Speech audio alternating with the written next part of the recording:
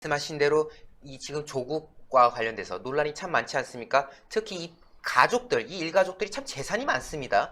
뭐 50 몇 억이란 부분. 물론 재산이 많은 건 죄가 되지 않습니다만은, 글쎄요, 이 좌파 정부, 이 좌파 정권에서 몸을 담았던 사람들이 부자에 대해서 그렇게 혐오시하고, 그리고 부자에 대해서 뭐 악인인 것처럼 그렇게 취급을 해야 하는데, 정작 본인들의 재산은 이렇게 하늘 높이 치솟는 줄 모를 정도니까 참 석연치 않은 부분이 있다. 일단은 뭐 앞서 그 우리 박창호 부장께서 이 해당 사모펀드에 대한 언급을 해주셨습니다만은, 일단 이 배우자 명의로 된 이 수상한 부동산 매매에 대해서도 같이 이야기를 드리도록 하겠습니다.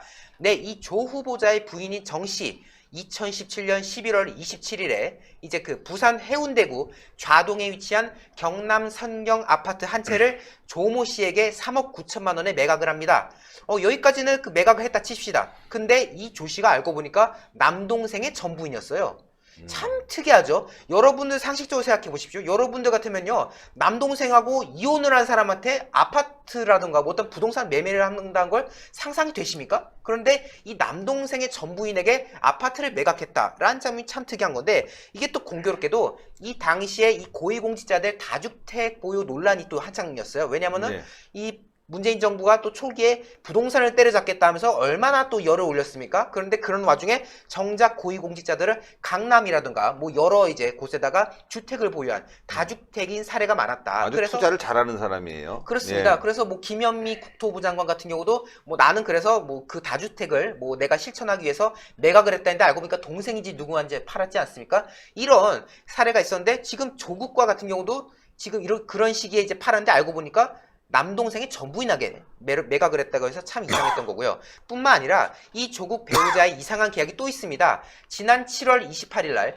부산 해운대구에 있는 빌라에 대해서 그 친동생 전부인 그 조씨, 아까 앞서 설명드린 그 조씨에 대해서 보증금 1,600만 원, 그리고 월세 40만 원의 임대차 계약을 체결했습니다. 근데 특이한 게 이 빌라의 소유주는 조씨거든요. 예. 조씨인데 계약서상으로는 임대인이 또 정씨고 임차인이 조씨다.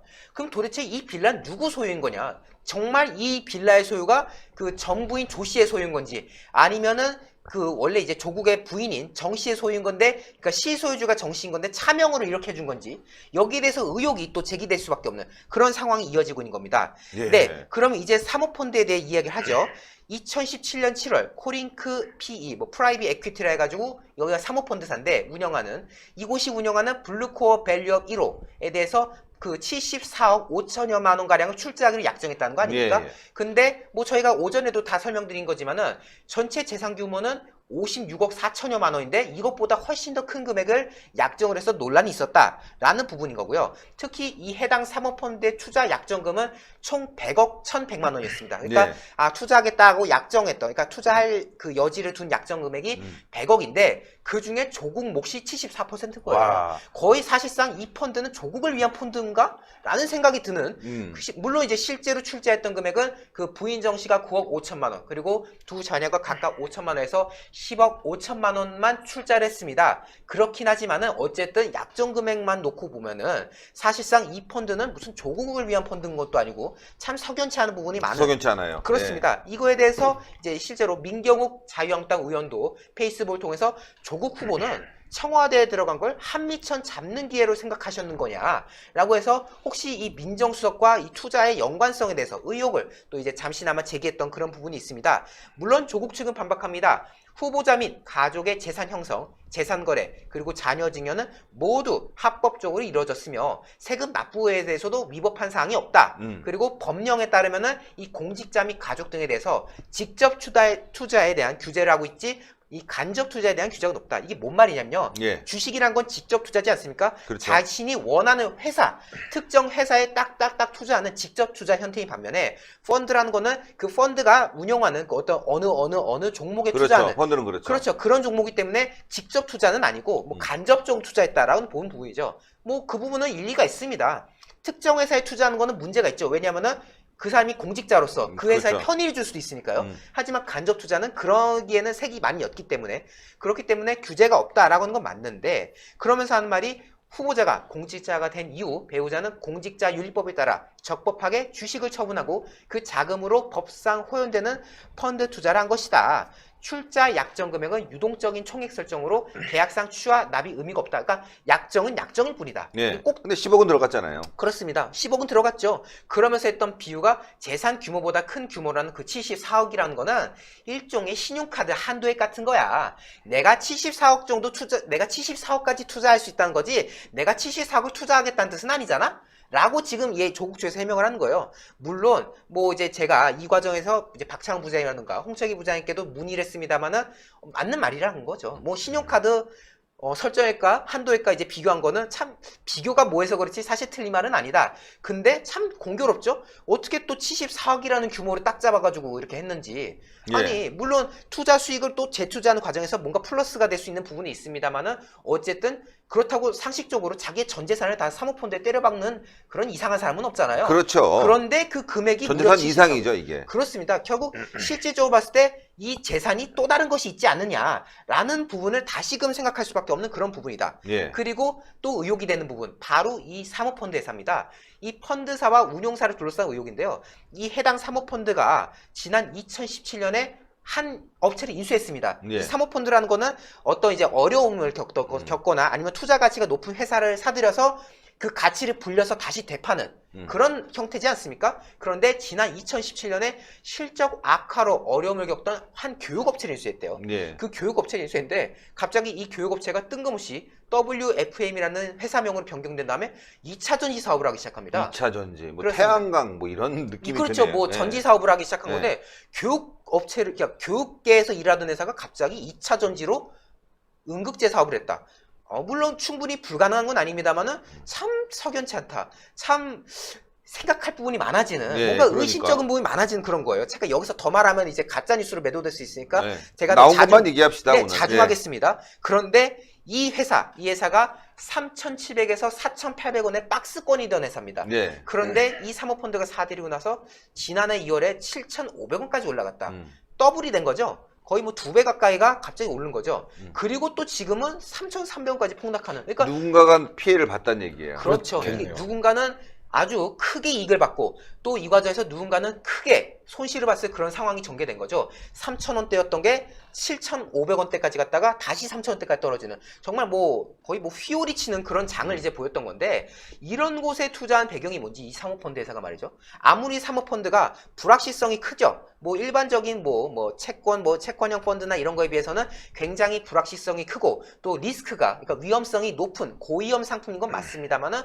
그래도 그렇지 어떻게 이런 회사에 투자했던 배경이 뭐냐. 그리고 교육회사였던 게 갑자기 2차 전지 사업을 하겠다고 나선 것도 그렇고 그리고 어쨌든 민정수석으로서 여기 투자했다는 거 아닙니까? 투자했다는 거에 대해서는 분명히 석연치 않은 부분이 있다. 의혹이 됐던 부분이 또 두 가지잖아요. 네. 민정수석이 된 지 2달 만에 이 투자를 했다는 점 그리고 고위공직자로서 이런 상품에 대해서 투자한 부분 이런 거에 대해서 의혹을 또 좀 석연치 않다 그리고 윤리적이지 못한 부분이 있을 수 있다라는 의혹을 제기했던 건데 지금 돌아가는 상황을 보면은 조국 측에서는 참 준비를 많이 하셔야겠다. 지금 드러나고 있는 언론에서 나오는 것만 해도 이 정도인데 지금 국회의원들 자료 많이 확보하고 있지 않겠습니까? 예. 분명히 청문회가 시작되면은 몰랐던 사실들이 또 하나하나 등장할 텐데 여기에 대해서 조국이 만약 석연치 않은 해명을 한다면은 혹은 합리적이지 못한 정말 이해할 수 없는 해명을 한다면은 분명히 여기에 대해서는 국민들의 어떤 분노가 뒤따를 것이다 라는 말씀을 드리고 싶습니다. 좀 뻔뻔한 것 같아요, 해명이. 예, 제가 조금만 이제 팩트 예,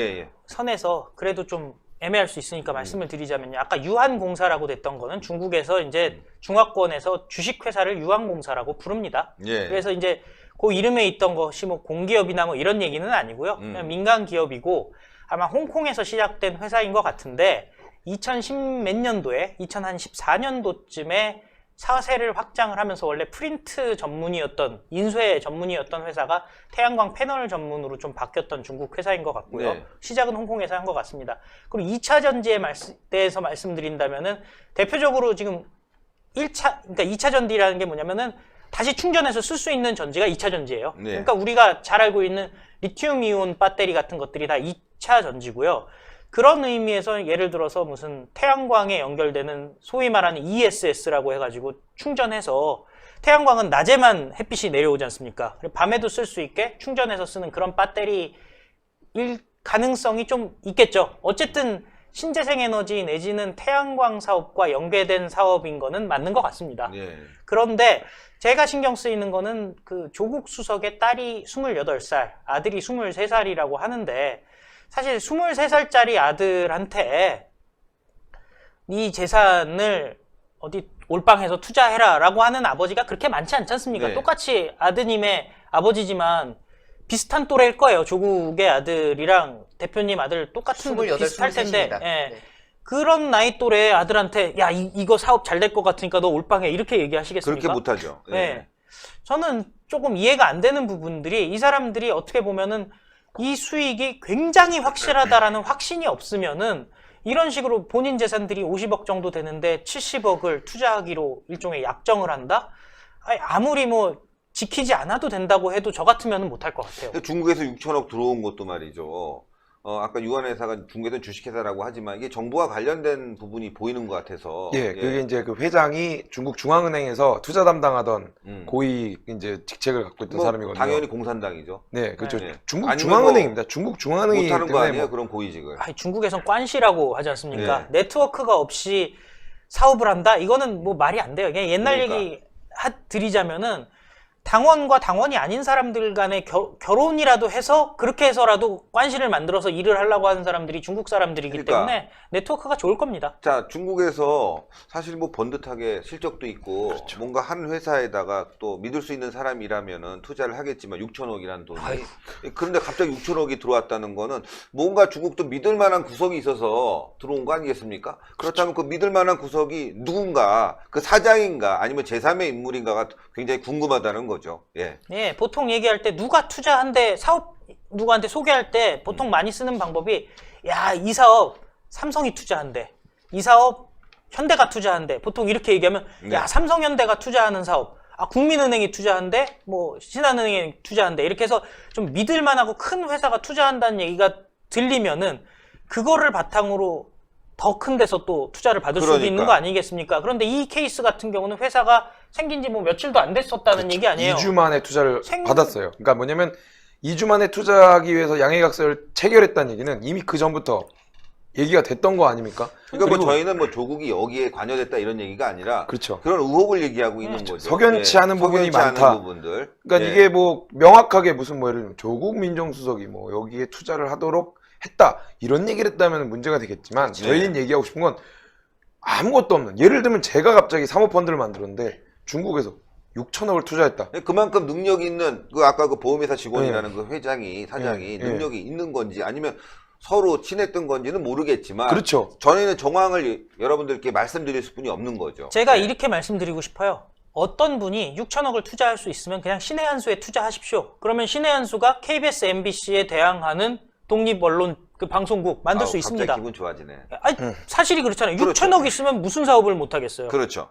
그런데 그 6천억을 따냈다라는 거는 굉장한 능력이라고밖에는 얘기를 할 수가 없죠. 그렇지 않으면은 뭔가 네트워크가 굉장히 좋거나 중국 사람 입장에서는 아, 이 사람이 대한민국의 네트워크 그러니까 중국 입장에서는 관시가 정말 좋은 사람이구나라는 확신이 없으면 중국에서는 그렇게 6천억 투자할 수가 없습니다.